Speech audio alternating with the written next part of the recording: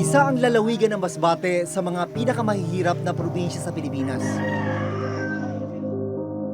Napalilibutan ba ng dagat? Salat naman ito sa mapagkukunan ng malinis na inuming tubig. Kaya ang mga residente nagtitiis at sinisimot ang kakarampot na tubig mula sa mga balon.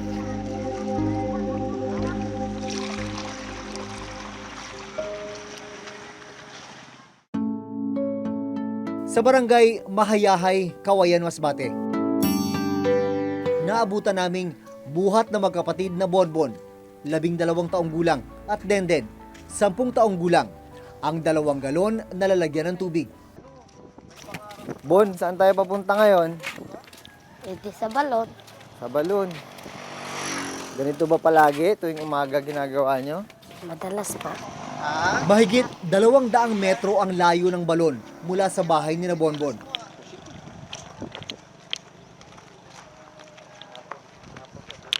Pagdating namin sa balon, kakaunti ang lamang tubig nito. Minsan po, kung walang tubig dito, nauubos mo. Medyo ang tao mapakahirap sa pagtutubod. Naghintay muna ng ilang minuto sina Bonbon at Denden. Hahayaan muna nilang tumaas ang tubig sa balon na nanggagaling sa ulan at sa ilalim ng lupa. Napakasimple lang naman talaga ng sistema eh. Gamit ito, lalaglag nila sa balon. Pag napansin na may laman, ilahin na nila.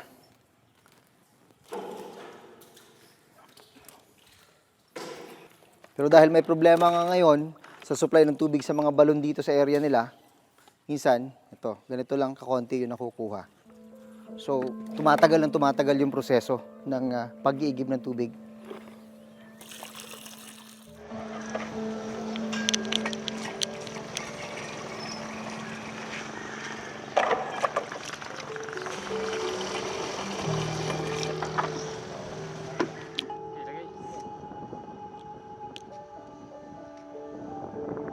Nang mapuno na ang 2 galon, binuhat nila ang mga ito gamit ang kawayan.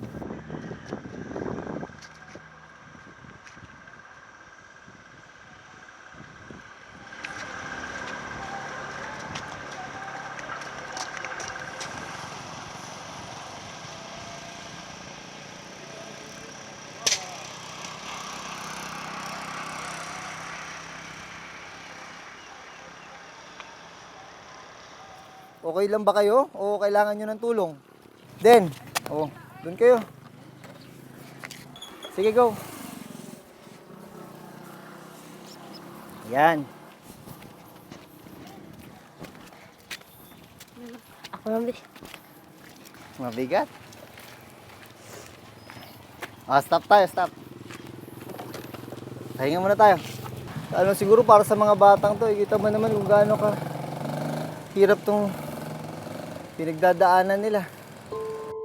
Hiling nila magkaroon ng maayos at malinis na mapagkukunan ng tubig sa kanilang barangay. Ano yung pangarap mo? sana po magbibigyan ng tubig dito. At sana po, para hindi na po mahirapan ang maraming tao. Kahit yung mga bata, kagaya mo. Di ba? Opo, mahirap talaga kung walang tubig.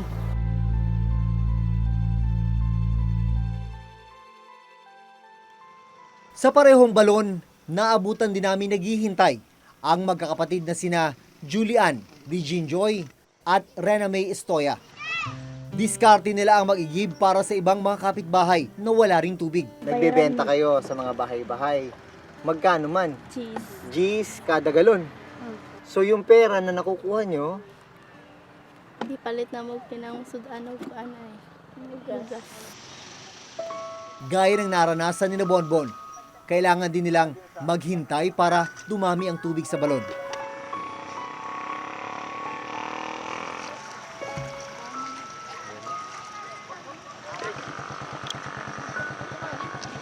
dati ba ganyan na yan o ngayon lang? Ngayon lang. Simula kailan? January.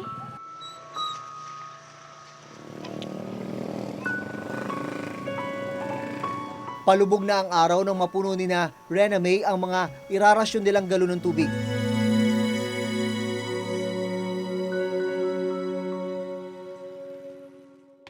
Kung tutuusin, kasama ang bayang ito sa mga tinarget ng gobyerno na masuplayan ng malinis na tubig sa pamamagitan ng Salin Tubig Project na sinimulan noong 2011. Galing sa Department of Interior and Local Government o DILG Central Office ang pondo para rito at ang Municipal Engineering Office ang implementing agency naman ng proyekto. Balak sanang maglagay ng mga tubo na idurugtong sa mga tangking iipon ng tubig mula sa ilalim ng lupa o groundwater. Ang tanong, nasaan ang Salin Tubig Project sa Kawayan ng Masbate?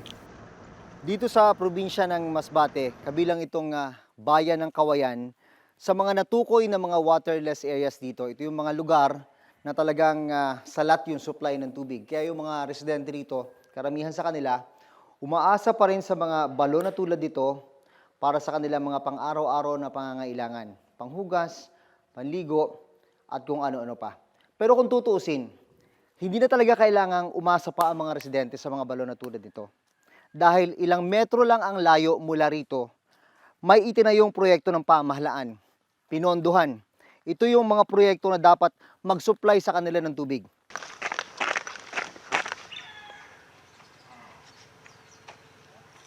Nang marating namin ang Salin Tubig Project, ito ang aming naabutan, mga tangke, nakakaunti ang lamang tubig.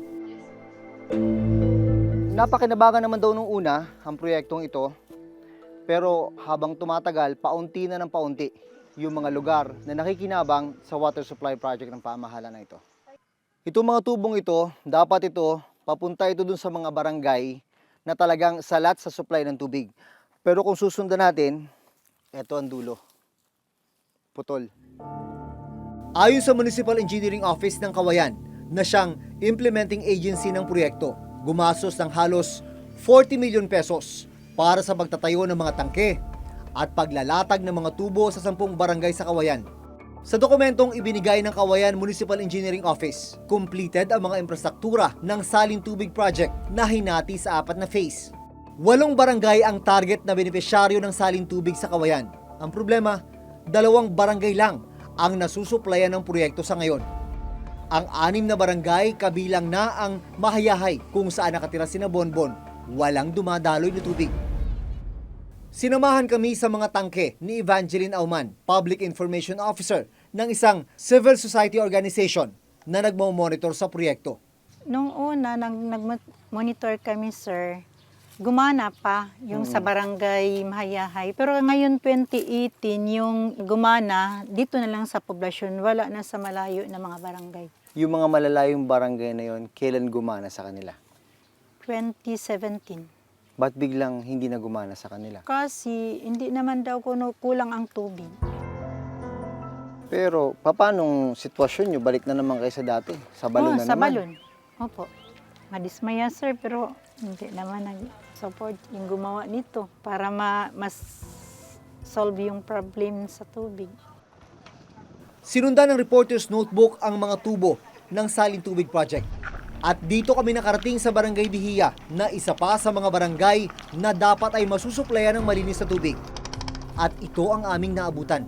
Mula sa malalaking tangke ay dumadalo yung tubig sa mga malalaking tubo kagaya nito. Pero nakikita natin, naputol na yung tubo. Nangyari daw ito nung nakaraang taon. Kaya yung tubig hindi ngayon makadaloy patungo dun sa kabilang barangay. Paano naputol? Nabangga Ng sa tundaan. Pagtawid namin sa Barangay Bihiya, balon pa rin ang main source ng tubig ng lahat ng residente. Ang barangay daw ang nagpagawa ng mga ito. Isa ito sa mga balon dito sa Barangay Mejia.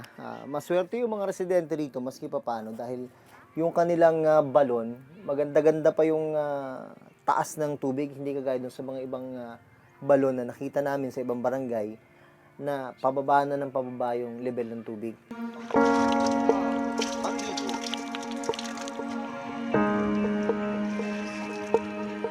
Sa patuloy naming pag-iikot sa Barangay Bihiya, nakita namin ang isang maliit na tubo sa harapan ng bahay ng mag-asawang Francisco at Blanchita. Hindi na maalala ng may-ari ng bahay na to kung kailan ito nakabit, pero isang araw na lang daw may dumating, naglagay nito at ang sabi, kung sino man yung gustong magkaroon ng linya ng tubig papasok sa kanilang bahay, ay pwedeng kabitan, yun nga lang, may kapalit na bayad. Ang problema, ni minsan hindi raw nakaabot dito sa Barangay Bihiya ang tubig. Wala, never siyang nag-operate sa amin dito nga. Simula sa pool, dito, hindi talaga nasubukan namin na may nakaigib ditong highway na to. Wala, never. Wala talaga, no? Apo. Ang mga residenteng gaya ni na Lolo Francisco, sa balon pa rin kumukuha ng kanilang iinumin na tubig. Ya daghan naman sa dining kung mga anak. Pero umiinom pa rin kayo niyan. Oo, kapag, alam mo naman po yung hanap buhay namin. Minsan, mayroon, minsan wala eh. Okay. Kapag mauuhaw ka, no choice, inom ka na lang din. Minsan, pag ulan, Tubig ulan. opo, sasahod kami. Nakausap namin ang municipal engineer ng bayan ng Kawayan na siyang nagpatayo ng mga tangke at naglatag ng mga tubo. Sir, diretsuhin ko na. May problema yung water system project nyo eh. Nakita namin, ilan lang yung nakikinabang. Oo nga, sir. Ganito kasi yun, sir. Mayroon tayong tinatawag na public-private partnership. May kasunduan yung local government at saka yung private partner na sila yung magbibigay ng, sila magsusupply ng tubig. Kaya at the time na nagawa ng project, na implement ng project, ang nangyari po, nagiging non-sufficient yung supply ng tubig. Because siguro of drought or lack of deposit siguro ng water level natin. So kaya medyo naapektuhan yung supply. Sa supply nagka-problema. Opo, nagka-problema Hindi sa po ba supply. dapat may feasibility study muna? Hindi nagkatugma yung feasibility study dito sa real things na nangyari. Bakit pa sinimulan ng proyekto kung meron talagang problema? Aminado naman kami, may mga pagkukulang din po kami dyan. Opo. No, kasi nung phase 1 pa lang, phase 2, bakit umabot sa phase 4? Tama. Na nakita, sa phase 1 pa lang, phase 2, nakita na namin na talagang na may problema na. 1,894 na kabahayan sa 6 na barangay ang target na masupply ng tubig. Pero pag-amin ni Engineer Condor, nasa 290 na kabahayan lang sa ngayon ang nakikinabang sa proyekto. Ang masaklap dito, engineer, ginasusan ito eh. Tapos iilan lang yung nakinabang. Ang problema talaga natin yung source. Yun talagang pinaka-main problem natin. Kung saan tayo kukuha ng tubig. Kung maghahanap na naman kayo ng source, Another expenses naman. tama.